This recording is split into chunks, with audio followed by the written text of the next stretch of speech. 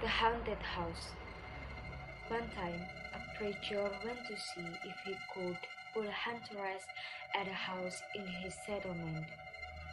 The house had been haunted for about 10 years. Several people had tried to stay there all night, but they always would get scared out by the haunt. So this preacher took his Bible and went to the house. Went on and built himself a good fire, and little lamb sat there reading the Bible. Then just before midnight, he heard something start up in the cellar, walking back and forth. Then it sounded like somebody was trying to scream and got choked up. Then there was a lot of stressing around and struggling. And finally everything got quiet. The old preacher took up his Bible again, but before he could start reading, he heard footsteps coming up the cellar stairs. He sat watching the door to the cellar, and the footsteps kept coming closer and closer. He saw the doorknob turn over, and when the door began to open, he jumped up and hollered, "What do you want?" The door shut back. There wasn't a sound.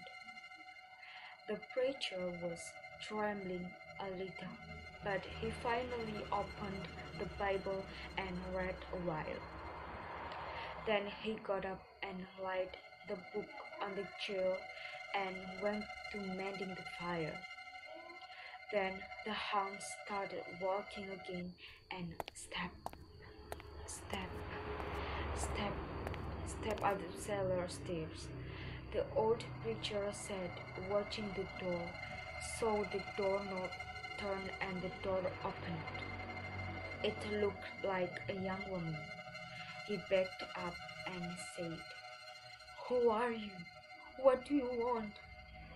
The hound sort of swayed like she didn't know what to do. Then she just faded out. The old preacher waited, and when he didn't hear any more noises, he went over and shut the door. He was sweating and trembling all over, but he was a brave man, and he thought he'd be able to see it through. So he turned his chair to where he could watch, and he sat down and waited. It wasn't long before he heard the hound start up again slowly, step, step, step, step, closer and closer, step, step, and it was right at the door. The preacher stood up and held his Bible before him. Then the knob slowly turned and the door opened wide. This time the preacher spoke quiet, like he said, "The name of the Father and the Son and the Holy Ghost. Who are you and what do you want?" The hound came right across the room, straight to him, and took hold of his coat. It was a young woman about 20 years old.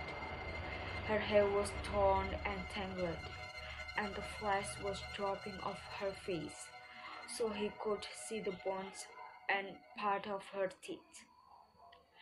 She had no eyeballs, but there was a sort of blue light way back in her socket, and she had no nose to her face.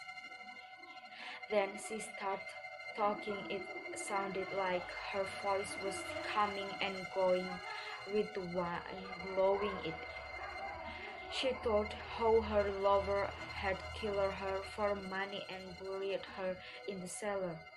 She said if the preacher would dig up her bones and bury her properly, she could rest. Then she told him to take the end joint of her little finger from her left hand and to lay in the collection plate and the mates at church meeting, and had found out who had murdered her. And she said, if you ever come back here once more after that, you'll hear my voice at midnight, and I'll tell you where my money is hid, and you can give it to the church. The hound sobbed like she was tired, and she sunk down towards the floor and was gone. The preacher found her bones and buried them in the graveyard. The next Sunday, the preacher put the finger bone in the collection plate, and when a certain man happened to touch it, it stuck to his hand. The man chopped it up and rubbed and scraped and tore at the bone, trying to get it off. Then he went to screaming like he was going crazy.